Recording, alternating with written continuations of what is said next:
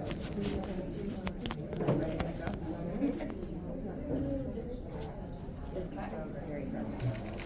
morning. Thank you all for joining us. Very loud. Excited for you guys to join us this morning for a Leadership in Neurodivergent panel.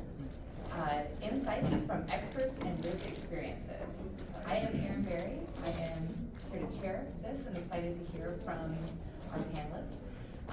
My connection to the topic is my son has ADHD, and we've been working through the process of all of that and trying to figure out how do we navigate elementary, middle school, high school with ADHD.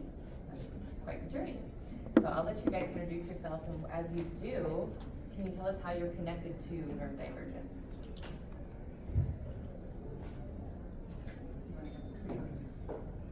I'm looking at you. Want to go? Oh, I'm gonna go. Good morning. I'm Susanna Fitzpatrick.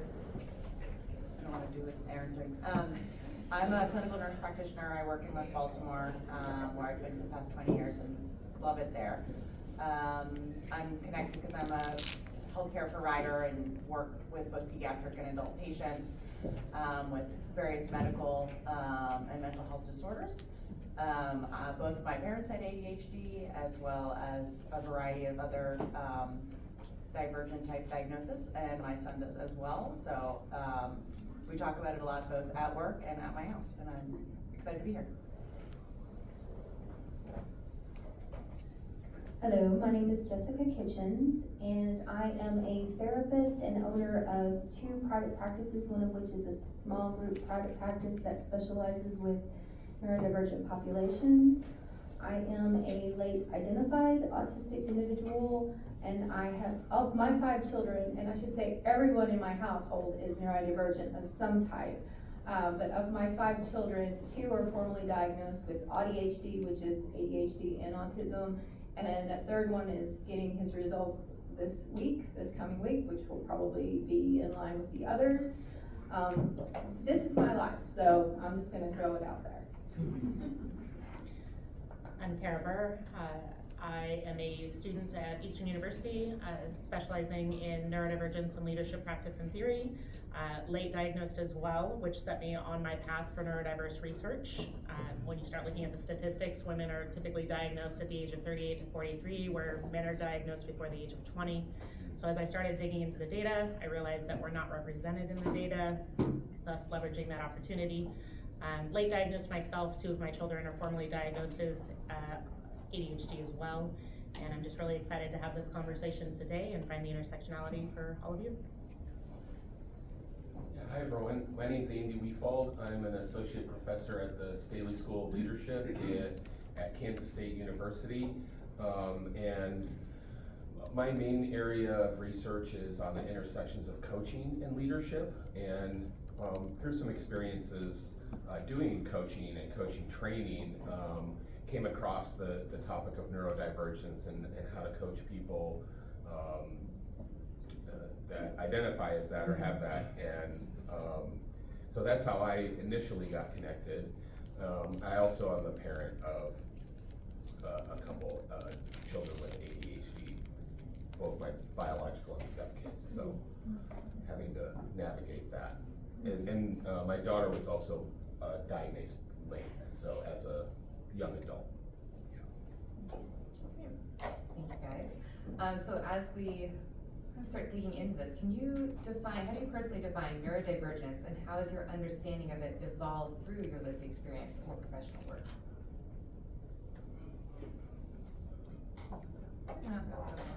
I love this question, so, because language matters. When we talk about neurodiversity, and we're talking about all encompassing different brains, one of the biggest things as far as it gets lost in semantics is how often neurodiverse is misused. Everybody in this room is neurodiverse, and what that means is everybody in this room has different brains. But when we talk about neurodivergence, that is where the brain diverges from that which is typical. And a neurodivergent individual is a person or individual who has neurodivergence. And so I'm just going to clarify that. Yeah, so when you look at the paradigm of neurodivergence, for me personally, looking into the way the research is built, typically it's built for neurotypicals. And what I mean by that is the question isn't asked, do you identify as everybody else on a very typical level, or do you process differently? So in my leadership practice and theory for my education currently, it's looking at how the existing practices are really designed for one end of the paradigm and how the other end of the paradigm are really struggling with underemployment and other challenges in organizations because the methodologies haven't changed, because people don't understand we're all on the paradigm and we're really hyper-focused on just a very small subset in organizational culture and practices. For me, so I'm still a learner in this space, so I'm still sort of learning my way through what neurodivergence means and all the different categories underneath that and diagnoses. So I'm only familiar with a couple of them and have only experience with a couple of them. So. As a healthcare professional, I would say in any of my nursing or graduate or doctorate work, this topic never came up. It always came up as sort of, well, you need to adjust yourself to the patient and make sure that they're understanding what you're saying, but there was really no conversation of making sure you have a connection with them and that not just that they hear you, but that they can send it back to you and that you see them and they see you in the conversation. And so for me, I work in West Baltimore where maybe not everybody has a formal diagnosis, but almost everybody is unseen. They're all vulnerable populations. There's very few people who have high health literacy. So it's a wide variety of making sure that they're seen and heard. So even though maybe they don't have a diagnosis of a neurodivergence, but rather they have been unseen their whole life.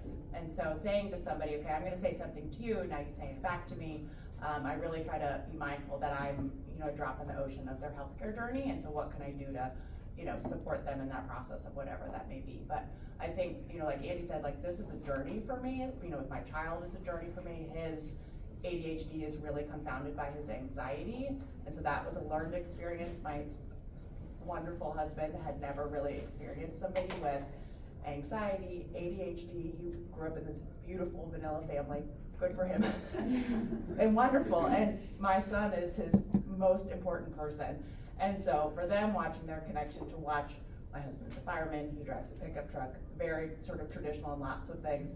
And then Hunter, who is his, OG, watching their relationship and seeing that growth has been really interesting. And I bring books and read and things like that. So, learning together and understanding that we're all on this journey and gonna make sort of blips in time. And I definitely have made mistakes as a healthcare professional, and you can quickly read the room that you probably did not say something that was heard or seen and backtrack on that and say, it feels like I perhaps didn't say the right thing. What would be helpful to you? I really try to be cognizant of that. Can I just, something you said sort of resonated with me about your husband. I really identified with him, and since my daughter got diagnosed, in a lot of ways we have had to almost refigure out what our relationship is, and that's been a bumpy journey, but something that I think we're both trying to figure out. For sure. So we talked to obviously a lot of challenges within healthcare, within how do we deal with this with relationships. But on the flip side, since we're at a leadership conference, what are strengths that neurodivergent leaders bring to their roles, and how can organizations best leverage these strengths to enhance leadership effectiveness? I'm taking that. Yeah, so late diagnosed, literally less than 3 years since a formal diagnosis. And for me as a leader, both formally and informally, I'm an ally, I'm an advocate for other people within the organization. I've always been that way, with a strong passion for social justice. Never really understood it, thought I just really liked people. Turns out we tend to be double empaths. So not only do we feel for people, we feel what people feel. And that's a whole different level of energy when you walk into a room. So for me, it's looking back on my years of experience and where I've arrived and basically rewriting history to say everything I've been told in organizational culture that I was wrong for doing, I just did differently. Some of the feedback was, you communicate at a very micro level as a type A personality. Well, I feel like you need all the information to make an informed decision, right? So I'm not giving you an executive summary, I'm giving you all the talking points because I don't know what's going to be important to you. Take what you want and leave the rest. And then as a leader looking out for others, and this has come up a lot in my current practice, we'll read studies of like an individual who is misperceived by their teams for being antisocial or slightly removed or not making eye contact or these things in these HBR case studies. And I look through the lens of like, maybe they just don't like to make eye contact. Maybe they're neurodiverse. Maybe they're not social beings. So when I as a leader choose not to engage in out of office activities for team building, I value my home time more than I value my people time, and I need clear lines of separation. So for me, some of the things that I've just inherently always done now look very differently when I look at others, and I don't see it as a negative thing. I try to lean in and say, one, why? Let me understand what's going on with you. Two, just giving grace. And then the empathy is just so important because we tend to look at our teams, right, left, up, down, and judge them against their peers, and that's so unfair, right? Not going to team events, whatever the case may be, they may have a different way to connect, and they may have a different need in how they build relationships, and it's really made me more cognitive of the people that are outliers. And so I give my professors a really hard time. I don't care about the norms and the data. Show me the outliers, and that's where the opportunity is, because the research doesn't reflect what's important to those outliers. So I think it's just a great opportunity to lean in, for lack of better terms. I want to tag into the advocacy aspect of one of the things that is misnomer is back in, it wasn't even that long ago, autism was one of those things that there was a stereotype that we didn't have empathy, and that could not be further from the truth. One of the things that we actually have is higher empathy, like you said, double empathy. And what sometimes that causes is double empathy problems, where you get with sometimes a neurotypical individual, and you're coming from this place of intense empathy, and they're coming from their own lived experience and their own empathy, but sometimes those don't necessarily meet in the middle, and so you're coming from two different perspectives, and so those two different perspectives can cause problems, and that's why they call it double empathy problem. But we also have a huge justice principle, and that's one of those things that makes us often really good, huge advocates. We may be very nervous and have that high social anxiety to do the thing, but we will do it because we will show up. We also have a lot of times that hyper focus that comes if we want to do or fix the problem, and our pattern recognition can sometimes see the problems within that sometimes neurotypical individuals cannot see. We might name that, and sometimes that can cause problems because neurotypicals sometimes don't necessarily want to know what the problems are if they're at the root of that. But you know, it comes with the game. But high empathy, we can be very organized. Some of us can be very high perfectionists. We have high anxiety, but sometimes that's a functional anxiety, and so it can help us to actually perform in certain settings because we're used to pushing past our nervous system. And so that's one of those things that even though we struggle in certain areas, I think it was Calvin Butler this morning said something like, you know, just show up. Well, we show up. Sometimes people just don't necessarily want to listen to what we have to say.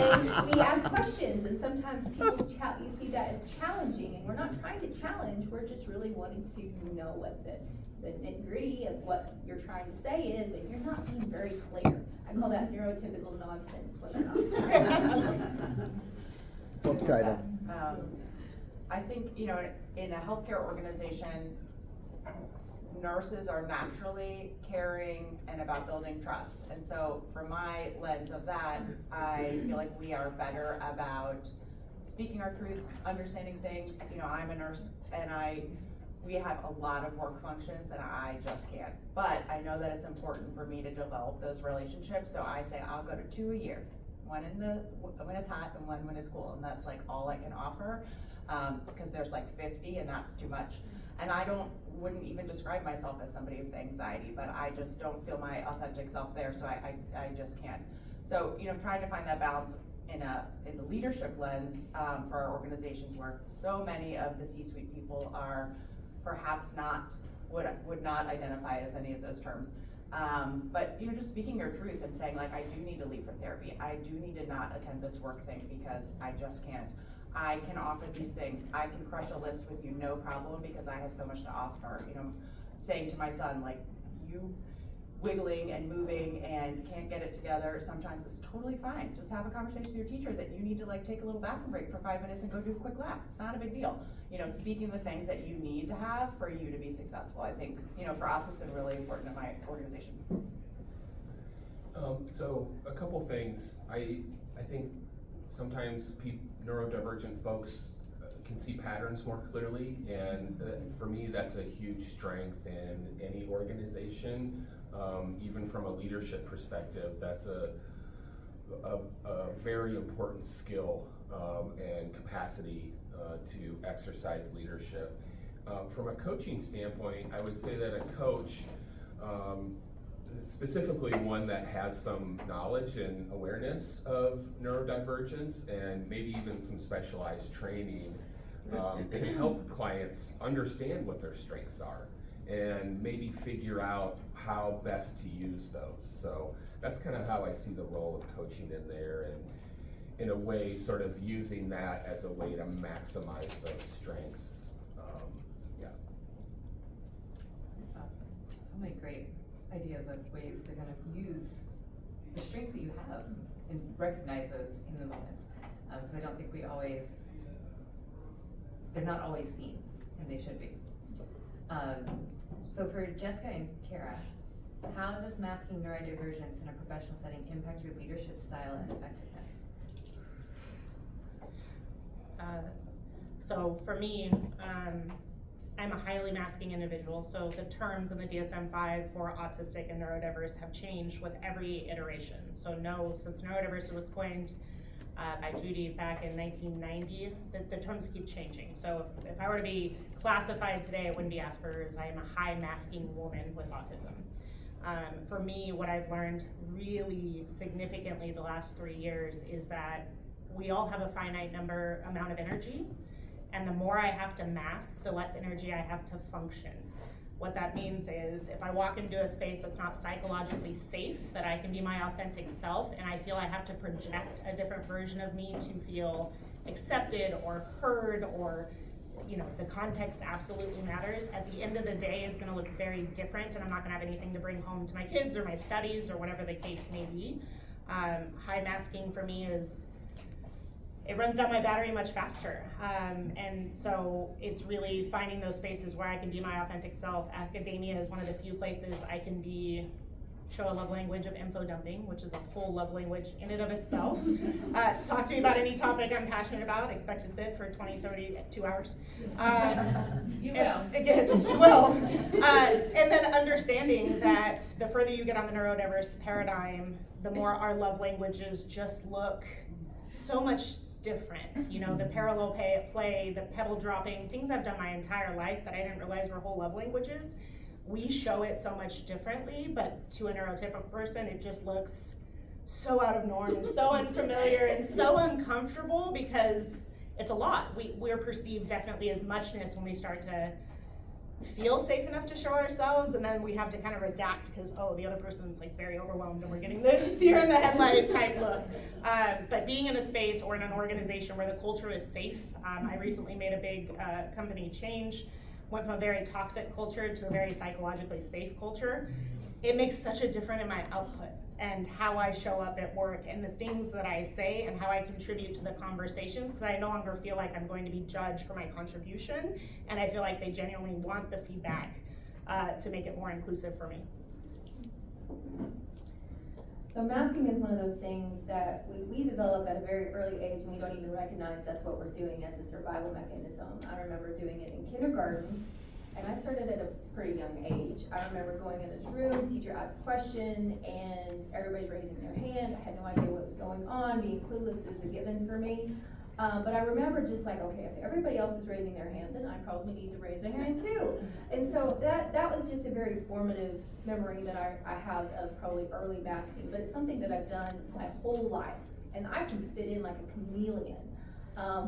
Still awkwardly sometimes, but it's one of those things. Now, as a late identified autistic, I'm also actually trying to unlearn a lot of these abilities to mask, because like Kara said, it's very draining, so much so that I devote a whole chapter to it in a book on autistic shutdown, also known as burnout, because we get to a point where we hit a wall, and masking is one of the most common triggers to that. We can keep pushing and pushing and pushing until no more, where our bodies just kind of shut down, our brains just shut down.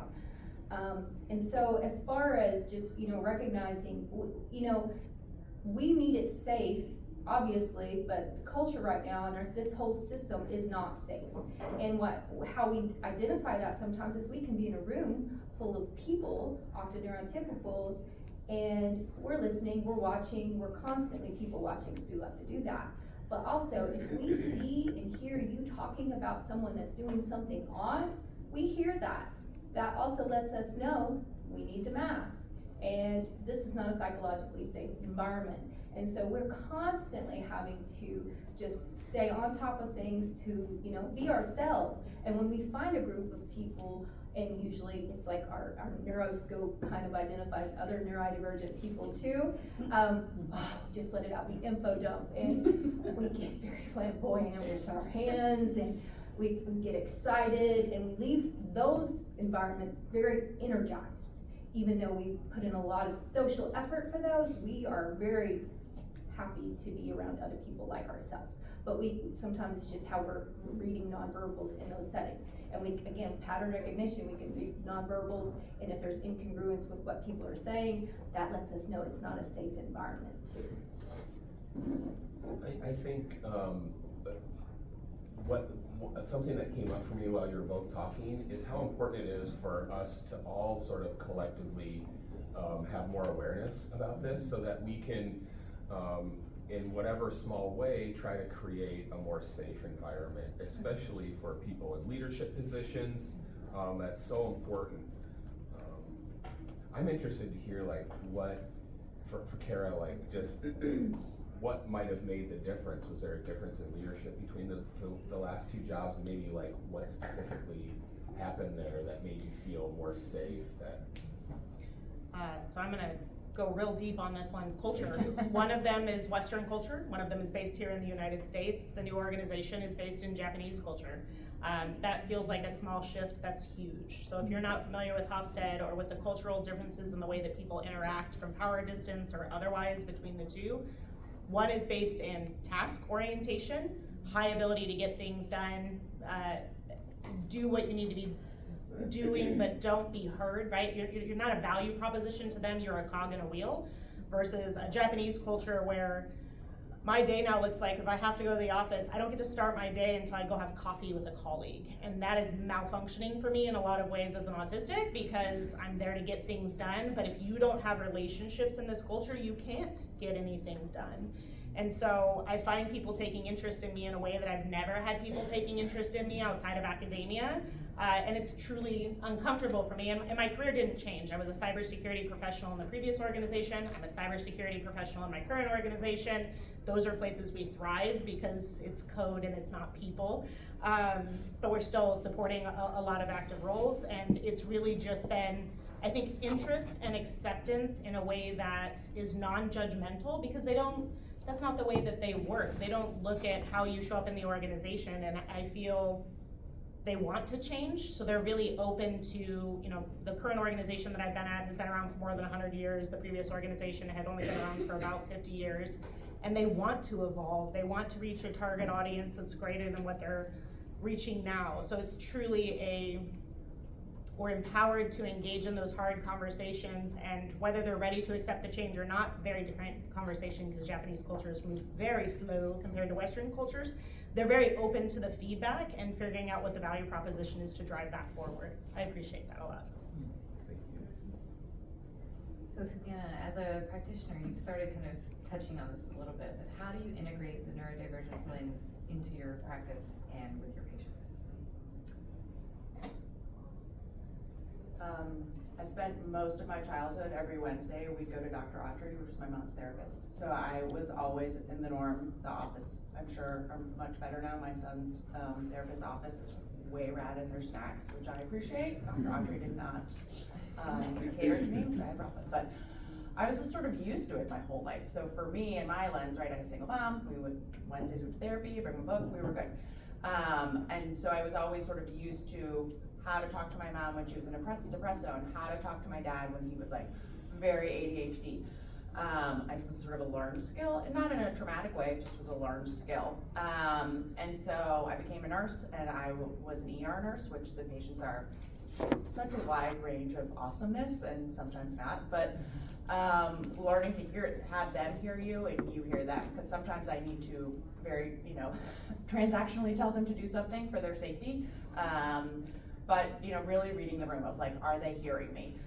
You can oftentimes understand, are they moving away? Are their eyes, shifting? Are they not paying attention? Can they not, say back to you what you want them to do, things like that. But, we have annual modules that we have to talk about from a variety of ways of how to listen and talk to patients. There's training that we need to do, which, I don't think there's anything is enough, but I do think that, my organization, I work at the largest hospital in Maryland, is understanding that we have to go where the patient is. The patient doesn't need to come to us. And that has been a really big shift in healthcare. I think that's not how healthcare was, 10 years ago, 20 years ago, for sure. So understanding we really need to go on the journey with them, and that team-based care is centered around the patient. It's not centered around me, it's not centered around the doctor, it's around the patient. And so going with them on their journey has been a new experience, but again, to your point of, we are all learning. We are not at the end, and we have still a long ways to go, but I think we've been making good progress in healthcare. So Andrew, from your experience as a leadership coach, what are some strategies that organizations can implement to better support neurodivergent leaders and employees? Yeah, I think kind of like I said earlier about, I think we all need to, well, not all of us, some of us need to just learn more about the different aspects of neurodivergence, how it shows up in the workplace. And I think leadership coaches, or just coaches in general, can help facilitate that kind of learning, but also can help neurodivergent folks, with a coach. They could, I'm sure, could do this independently too, but a coach can help, figure out what are some recurring patterns that are going to help you be successful. And maybe also helping a client uncover how their neurodivergence shows up in the workplace, and maybe coming up with some strategies to facilitate that and make that work for them. Yeah, so I also think that coaches, but really everyone, but especially if you're coaching someone, because to me that's sort of a relationship that needs to be honored. But I think we need to all sort of honor the unique strengths of neurodivergent folks, and really just hold those up, to learn about them, but also really value them, and make that known to people, like, hey, we really value your perspective and the way that you work and the way that you think brings a broader understanding to an organization. Yeah. It goes so far. It goes a long way.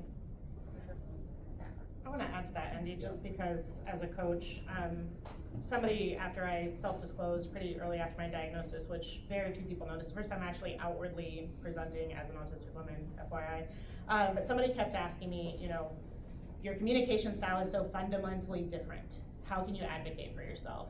And so we explored this, and it came down to two things. My intentions were always positive. My impact wasn't. And so where I thought I was being very positive in intentions and impact, what was being perceived as I was being condescending. So where I thought I was over-informing to help somebody make a decision or understand my logic, which is also a trauma-based response, it was being perceived that I was condescending, and it was really eye-opening for me, because the biggest thing you will notice with neurodiverse is communication language and body language is fundamentally different than what we understand. And so understanding both for myself and the way that I deliver and tailoring to the audience, but also people talking to me, I really try to separate the two. What is somebody trying to tell me, and how did they tell me? And then leaning in to give that feedback to say, I understand what you were trying to do was really positive, but I perceived it really negative, because there's filters on both sides, delivery and receipt, and it can just be negatively received unintentionally. And that has helped a lot of the the mentees that I have in my space really understand that they could be the most energized, excited person in the world, but if you deliver it wrong to the wrong recipient, it's gonna have a negative connotation for you, and it's not gonna land or influence the change that I'm sure you hope to influence. So that was a big deal, and I appreciate that you talked about the communication. Yeah, I want to go a little deeper on this because you brought something up for me. The way I was trained as a coach, and I have a coaching credential through the International Coaching Federation, but the way I was trained, really for me was a different way of interacting with people, of like really listening and, you know, trying to really focus on what the person's saying and what's going on with them and their context, and asking them questions, and really never diverting the attention back to myself. And this is sort of an early sort of learning moment for me. It was kind of a conflict with my daughter, but I was talking about like, this is how you really connect with someone. You need to listen to them and ask them questions and keep the focus on them. And she's like, well, that's not how I do it. The way I do it is, they said something, and whatever they said, a piece of it resonated, and now I want to share my story about that. And we got into an argument about it, but I remembered it, and since then, you know, that's sort of like a point of my learning and understanding too. We call that thought uno. We're like, I can tag on to that, and here's mine. That's awesome. We talk a lot about perception and intent at our house too, and what's interesting is like, that's been a learned experience for me as a grown-up, and to watch my son who started therapy at 8, who's now 11, really sort of diving in like exactly what you said. His intent is always 100% awesome and positive, but man, the perception of others to that is not always that, and how to teach him to read the room in a way that he can do. That's not the way that I would do it, but how he can be successful. I'm like, okay, let's set yourself up for success is a lot of terminology we use in our house. Like, how can you be successful in this? Here's the circumstance you're gonna be in, right? I can't give him all the tools in the universe, but you know, we talk about when he's going to a new experience, he gets super anxious. So we all took a roller skating lesson, which is really fun in your 40s when you've never roller skated. Because he was going to a roller skating party and he was so freaked out that he was just gonna like be so embarrassing or get hurt or something like that. Like, okay, how can we set yourself up for prepping yourself and having an experience that's meaningful to you? So it was really good what you said. So I recently read Unmasking Autism by Devin Price, and learning to advocate for myself, not an easy thing, because I'm easy to advocate for others, hard to advocate for myself, the nature of the beast. But I'm gonna go back to what you just said about showing up, making eye contact, all of the things. If you want me in a room truly present, I'm gonna walk the room, I'm gonna have toys, or I'm gonna take notes. Because if I am sitting idle, I promise you, I am solving world problems and I have no idea what you are saying to me in that moment. So as a leader, because this goes both ways, I had a great team of 58 contractors and 5 employees at my previous org, and we were a very vast generational team, literally across all 5 generations in the workforce. The younger generation's very forgiving of me taking notes. The older generations, close your laptops, make eye contact with me, you're not looking at me. And I finally got to the point where I said, you know, I have to do something to capture what you're saying, because I need to be able to go back to it and process it at a different time. I'm not here processing with you real time. I'm gonna come back to you a day, a 2 week from now, and I'm gonna have good feedback for you. But if I don't have notes to recant the conversation, at the rate my brain processes, I'll lose you and lose the context of the conversation. And so learning to advocate for that and helping people really understand, if you make me sit in a 5-hour training class and there are not toys on that table, you're wasting your time. I'm not gonna learn anything that you want me to learn. And so this new company, I am advocating for myself and really pointing out training sessions are too long, you need toys, you need these things, and asking in advance to give myself grace to deal with the nervous energy and my anxiety or whatever it is, because otherwise it's really just not valued time for me, because I struggle to be present in that moment. I also want to open it up to you guys. There's a big group here today. What questions do you have? Yeah, in my personal experience and kind of in the evolving workforce since COVID-19, I think we've seen a bit of a shift in like accessibility in the workplace for a variety of disabilities and abilities and neurodivergency. Wondering from your perspective, how have you seen leaders, or how have you as leaders made your workplace or organization more neurodiverse friendly in the wake of COVID-19? One of my businesses actually started literally at the beginning of 2020, and I had a business plan wrote at March 2020. We all know what happened on March 2020. And so I had to do a huge shift. Lots of the group aspects got thrown out the window. Luckily, because I'm used to having to make changes for other people, I acclimated pretty quickly. I also live in Northwest Arkansas, and if you don't know anything about Northwest Arkansas, that's home to our Walmart corporate. And the shift of that with all of a sudden there was a lot of nobody on the road, because most of the people that were on the road were driving to Walmart. And that was actually a nice shift. However, and a lot of remote work came about, and a lot of people found that remote work actually works for them, especially neurodivergent people. That's nice to be able to work in a nice quiet environment. And a lot of organizations have actually made a positive shift to keeping that.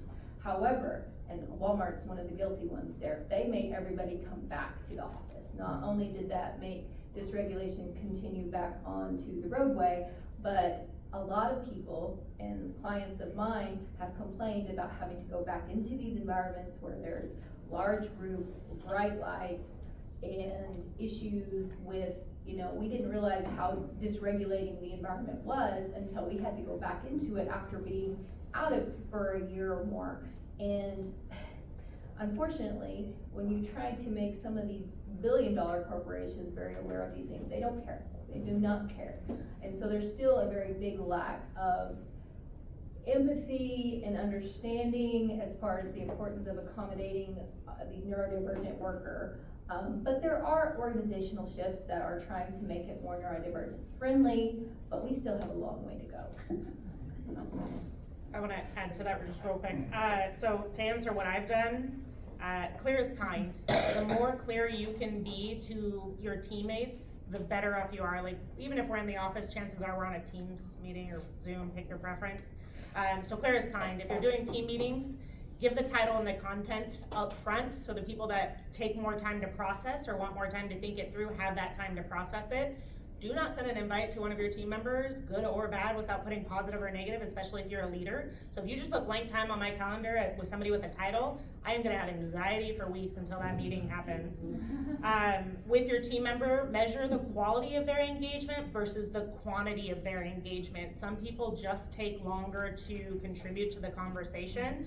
And then sensory safe space. So I know it was touched on a little bit, but the more you learn about neurodivergence, the more you may have some comorbidity to go with it, where bright lights bother you, you prefer red light areas or blue light areas, and I mean blue light, not like monitor screen light.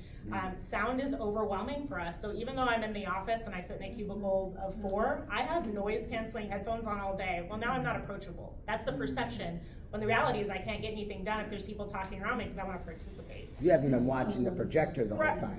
Right, yeah, I mean, it's very distracting. So having that sensory space or a safe space for them to go when they get sensory overloaded. So my current organization just stood up their first sensory friendly room. They converted a mother's room to a sensory friendly room. And I was so excited at the thoughtfulness of the swing, the heavy blanket, now we have a place on campus if we have to be there to go retreat and recharge and not need to leave work being sick or anything else because we have a safe space, white noise included, to just be and try to deal with whatever dysregulation that we have going on to hopefully show back up in an authentic way. That's a huge thing. I would say schools were really helpful for us. I mean, I think COVID was awful for all people, but my children, both of their parents had to go to work. My husband's a fireman, I went nurse. So every day they thought we were gonna die or kill our whole house. It was very distressing at our house. But we sort of learned that, when Hunter was in Zoom school, he always had a fidget toy. We put like an exercise bait on his chair to bounce and things like that. And so when we went back, we didn't sort of know what the expectations were, because before they just didn't know how to sit. And that was so fun. When before we would get notes of like Hunter was getting up and circling in the back. He's making a little bit of funny noises, things like that. But now the expectation, because they were all doing that at home, is to say to the teachers, like, what are the appropriate fidgets they can have, right? They don't want something that's doing this, but something that's in the pocket, or that can they bounce on their chair.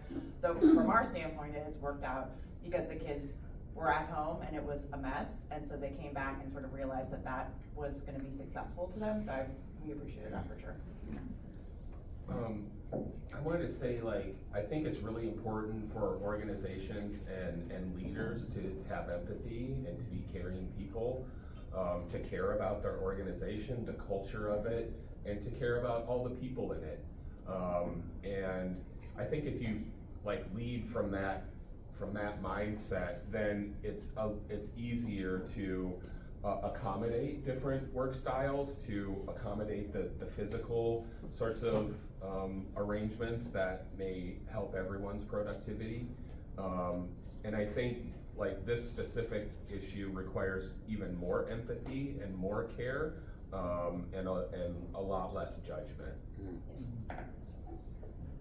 Yeah, we had very negative issues with schools, and the teachers not wanting to allow for certain things of a fidget toy or allowing them to walk around. So the education, I think it truly starts in the education part of it, and getting them to buy in, and the empathy is huge on that part, because you want them engaged, you want them to be having these conversations and be part of the class.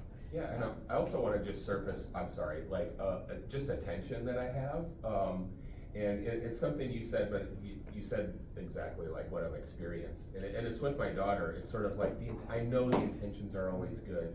But when something doesn't happen, or something that she said she was gonna do doesn't get done, okay, that's where I'm it's sort of stretching my understanding, empathy, and I'm Andy, gotta learn from this. So I'm trying to sit with that, yeah.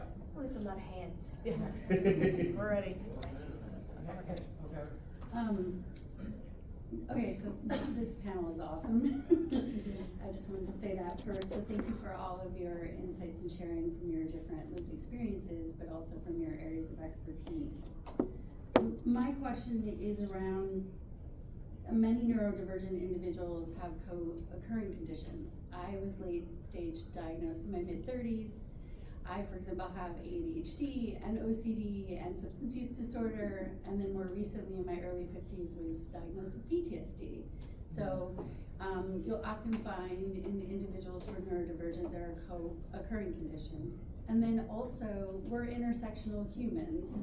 And so we have other identities that are aspects of who we are, and oftentimes people who are people with disabilities can be underrepresented, experience stigma, and then if you are an intersecting identity that is further underrepresented, let's say you are a Black woman who is neurodivergent and maybe a member of the LGBTQ community, etc.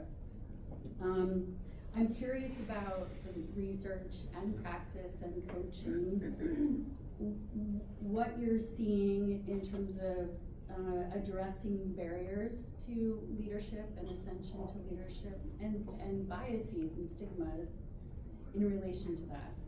That was a very compounded question. It's not, because it's a really good one, because my intersectionality is really huge. I'm obviously a female, I'm autistic, but I'm also Indigenous. And my PhD research is actually on Indigenous perspectives of autism. And the goal is to try to, Western views, Western stereotypes, whether it's autism or some of the disability in general, the views are what is the problem. And so my whole point is to try to go in there, because the Maori, it's a really good one. They have this word called Takituwanda, that means in their own time and place. And basically that, grabbing a hold of that, and we're trying to change the view of the stereotypes and understand that different is not less, different is just different. And so I'm using my perspective as a intersectional individual with a disability to try to change some of those views. And there is a lot of comorbidities, and again, as a therapist, I see a lot of these. I have generalized anxiety disorder as well.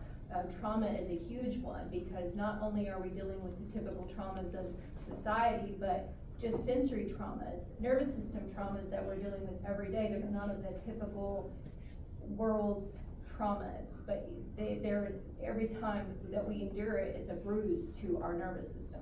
And so there's a huge aspect.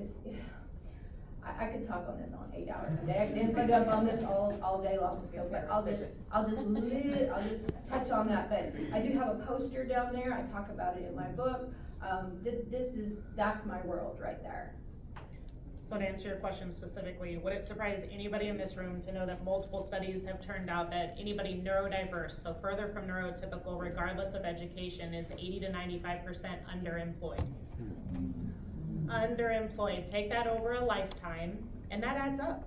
It adds up in a big way. So the more you add any kind of marginalization or intersectionality to it, it gets exponentially worse. The barriers really start at the beginning. Job descriptions aren't written for neurodiverse. Job designs are not written for neurodiverse. They're written for neurotypicals. And so during my academic journey, I've attacked various organizational design opportunities, we shall call them. And it really starts from job creation to putting the posting out there, applying, and then if you do get accepted to an interview, if by some way you do get accepted and brought to the table, chances are the interview is written for a neurotypical. And I'll give you cybersecurity is a great example.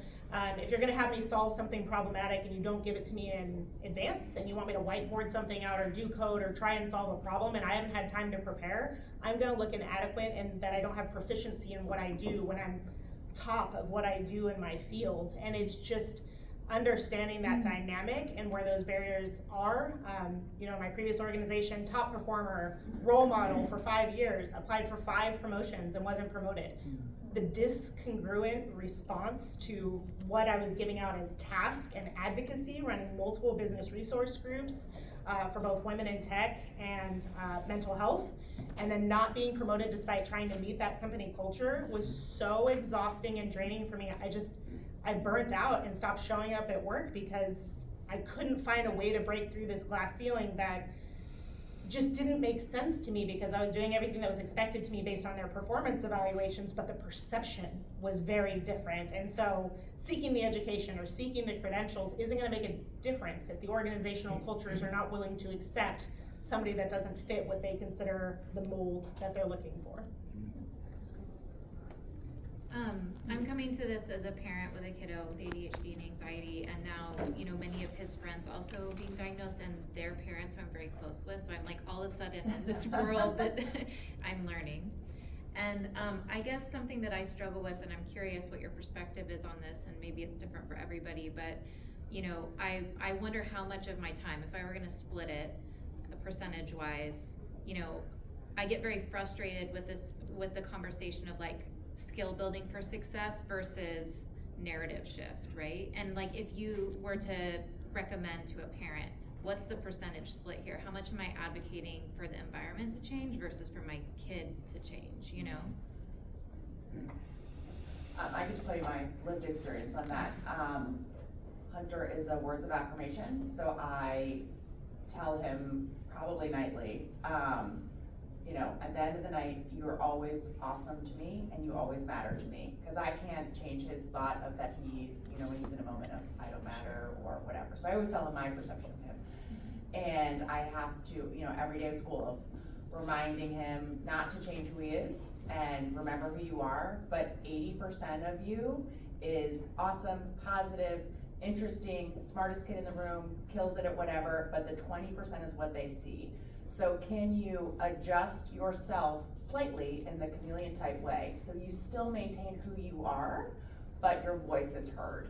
And for him, that has been like a 3-year journey of experience. So he goes to a very liberal Quaker school. They are totally into, wide variety of kids with different needs. I'm very lucky to be able to send him there, and I am not the norm.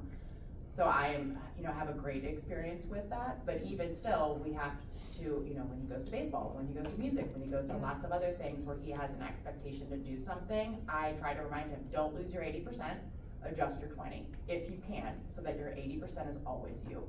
And he can hear me say that, and we do examples of what that looks like, and when he makes a mistake at home, or I get frustrated or whatever, we go back to like, in our house, we always love each other, we always are gonna make mistakes, it's always gonna be fine, and let's figure out, so when we're outside the house, when I can't predict what this person will say to you and how will you react and things like that, what are some skills that we can do so your 80% is always there and your 20% is heard? I'm gonna strongly disagree with that. Yeah, do it. So I would say spend no time trying to change the system. The system isn't built for your kid. Yep. So I have two kids. I have a 26-year-old who went to ASU, got her master's in psychology. I've got a 21-year-old that's getting a criminal forensics degree from ASU. Trying to change the system is an uphill battle and it takes time. So if you want immediate change, focus on your child's learning preference.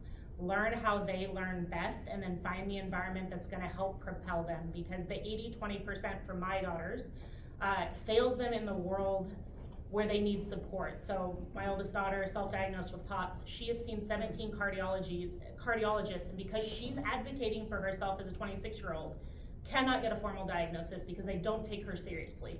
She's educated, she has a master's, she is done. Lord help me info dumping research to find all of the things, and keeps going begging for a diagnosis because it makes a difference if she's disabled or not. Passes out frequently because if you stand up too soon with POTS, you go down.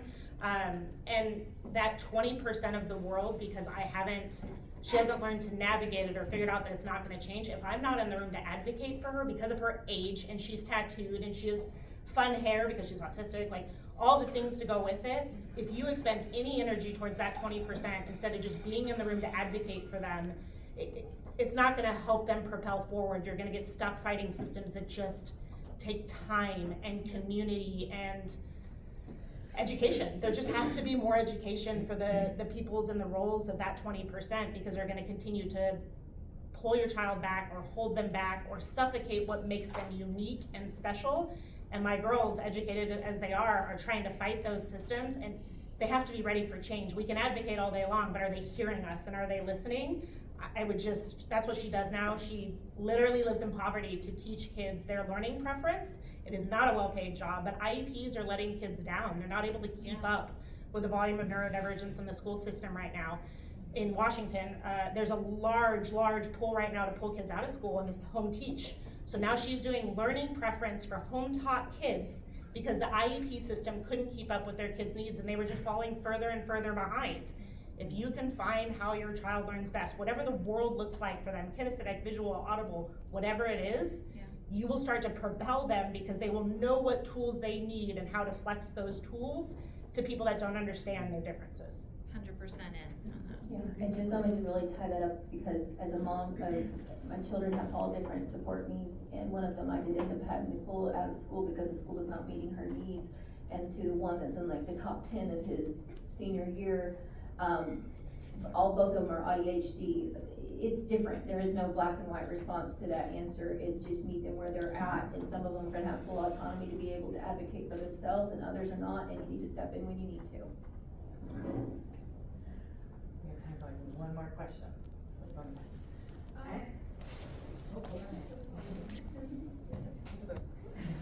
Quick. My question is about getting our needs met here and now in conference settings. For me, this setting is really hard. It's like too quiet, too still, too linear. If you break up into groups, like there's usually just a question, and I spend all my time figuring out what are the rules and how to navigate that space, and so I can't really use it to do what your daughter was talking about, like how was what was said applied to me. And then the conference as a whole always makes my mind kind of blow up into a million spaces of ideas and directions to go and things to do, and there's no place to do that except I, for decades, stopped going to conferences. I couldn't master enough to get the gain of all the learning. So what can we do right now, today, rest of today? Conferences are hard. I'm also a registered play therapist, and the play therapy conferences that I go to actually initiate like sensory rooms and breaks and stuff like that. Like, they're getting it. It's taking people to acknowledge it from a therapist standpoint, but these are really, really tough. The lighting is bad, the groups and everything. I find I have to retreat to my room a significant portion of the time.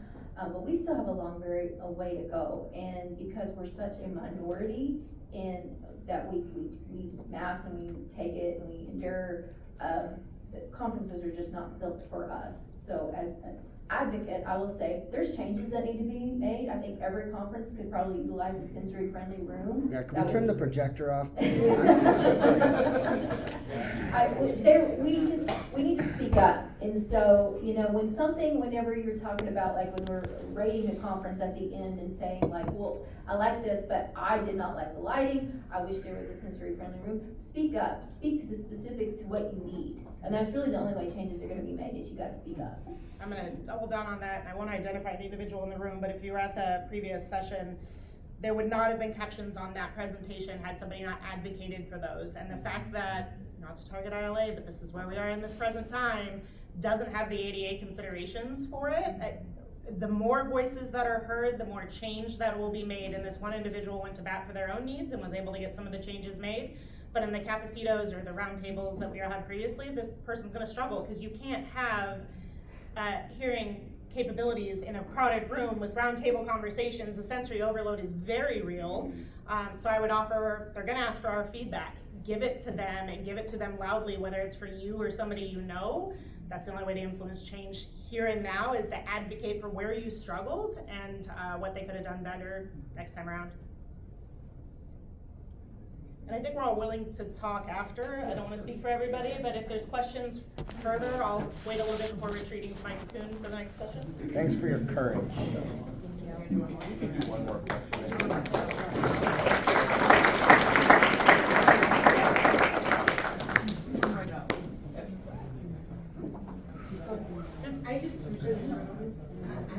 You'll need to leave.